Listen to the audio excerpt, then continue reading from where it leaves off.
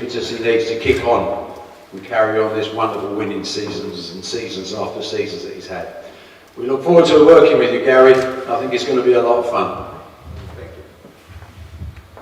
Thank you very much. I'll ask Barry and Gary to take their seats, but I will ask to join us for a picture. The rest of the team target, they are led. Phil Taylor's dominance of the sport didn't just change the dart stage, it changed its business foundation. Official PDC records show that Taylor won 85 major titles, including 16 world championships, making him the most successful player in darts history. But behind the scenes, his partnership with promoter Barry Hearn helped transform darts into a global spectacle. I want to make something absolutely crystal clear to all my viewers. Everything you're about to see and hear in this comprehensive analysis consists of real tournament results, actual player interviews, verified PDC statistics, and confirmed darts information. No clickbait, no exaggeration, no speculation, just the unvarnished truth about Phil Taylor's story with Barry Hearn.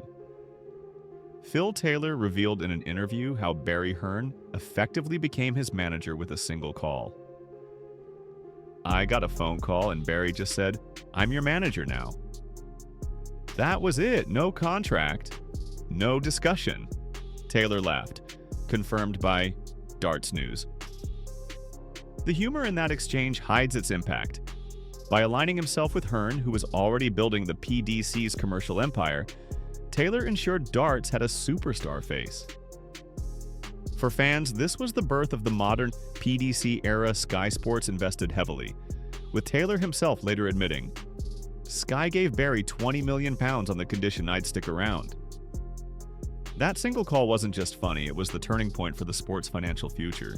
Joined us, the greatest player on the planet, it really is, and it's a privilege for my company to have such a great player.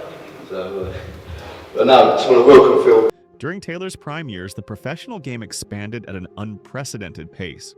Official PDC attendance figures show that average crowd sizes tripled, rising from around 1,500 in the late 1990s to more than 5,000 at Premier League nights by the end of the 2000s. Barry Hearn himself once acknowledged this transformation when he said, "Phil Taylor was the golden goose. He guaranteed viewers, sponsors, and credibility." His words underline how much of the commercial rise of the PDC relied on one man's dominance. Taylor delivered consistency that broadcasters and fans could rely on, maintaining a career average above 100 in televised events, hitting more than 11,180 seconds, and stringing together an extraordinary run of 14 consecutive world match play titles between 1994 and 2007.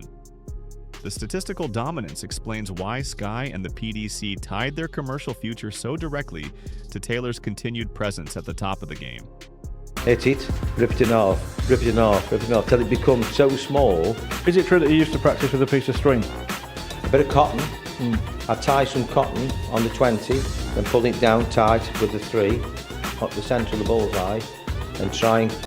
Here's where Taylor's account truly becomes a bombshell. He admitted that throughout his years working with Hearn, he never signed the kind of detailed management contracts that define the sport today. "I didn't bother too much about contracts. I trusted Barry. He liked his penny's worth out of you and he's a workaholic, but I was happy with that," Taylor said in a retrospective interview confirmed by Darts News. For a player who carried the weight of a sport on his shoulders, this approach is staggering. In today's landscape, where professionals like Michael Smith, Gerwin Price, and Luke Littler negotiate extensive sponsorship deals with clear legal protections, the idea that Taylor essentially operated on trust feels almost unthinkable. The bombshell is not just in the humor of that phone call, but in the revelation that the greatest player in darts history built his career without the paperwork that defines modern professional sport. Taylor's reflections do not stop at his own story.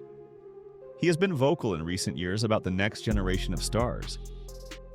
Speaking about Josh Rock, he remarked, "Once Josh Rock learns to handle the booing and the pressure, he's going to be one hell of a player." According to official PDC statistics, Rock already averages more than 96 across televised matches, highlighting his growing potential. Yardbarker. Taylor also singled out Stephen Bunting and Chris Dobie as Premier League contenders while noting Nathan Aspinall's resilience. And when asked about Luke Littler, Taylor was clear: discipline, health, and focus will determine whether Littler can continue to meet the extraordinary expectations around him. His guidance carries authority because it reflects the lessons of longevity spent grinding through long tours, battling illness, and maintaining form when every opponent wants to topple the champion. What an honour for the channel. True sporting legend. They use legends too lightly these days. This guy is an absolute sporting legend. 16 world titles. Phil Thank Taylor. you. Welcome. And, oh, sorry. You have a break. Let's see what your action's like. The break? Yeah. Okie dokie. The partnership between Taylor and Hearn carries lessons for darts fans, players, and sports business professionals alike. It shows the decisive power of star talent in shaping a sport's commercial viability. Without Taylor's dominance, the PDC would have struggled to negotiate multi-million-pound deals with broadcasters. It also demonstrates the unusual reliance on trust rather than contracts, something that succeeded only because of mutual respect and a shared vision between two men at the heart of the sport. Finally, it left a cultural legacy that cannot be overstated. Taylor and Hearn's partnership symbolized dart's transition from smoky pubs and working men's clubs to arena shows and global television audiences. As Hearn himself once put it, Phil Taylor didn't just win titles, he legitimized the sport. The influence of that era continues to echo through the modern PDC.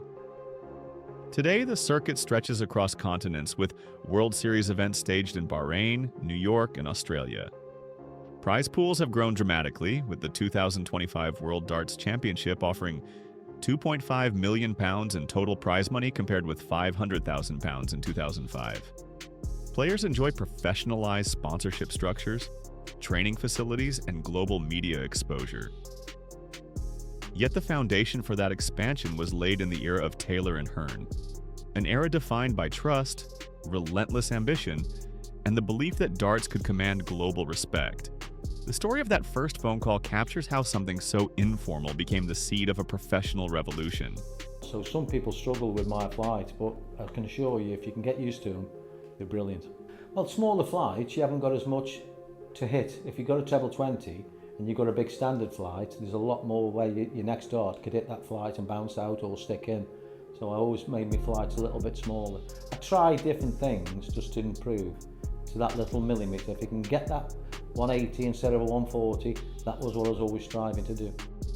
To conclude, Phil Taylor's hilarious story about Barry Hearn is more than comedy. It is a moment of sporting history. That single call created a partnership that turned darts into a global powerhouse. It changed the scale of tournaments, the size of the crowds, and the financial security of players. And it reminds fans today that every modern dart thrown in a packed arena owes something to that unlikely handshake agreement. I'll continue bringing you only verified tournament results, real player insights, official statistics, and confirmed darts information. No clickbait, no speculation, just the facts that keep you informed about professional darts based on official sources and verified data.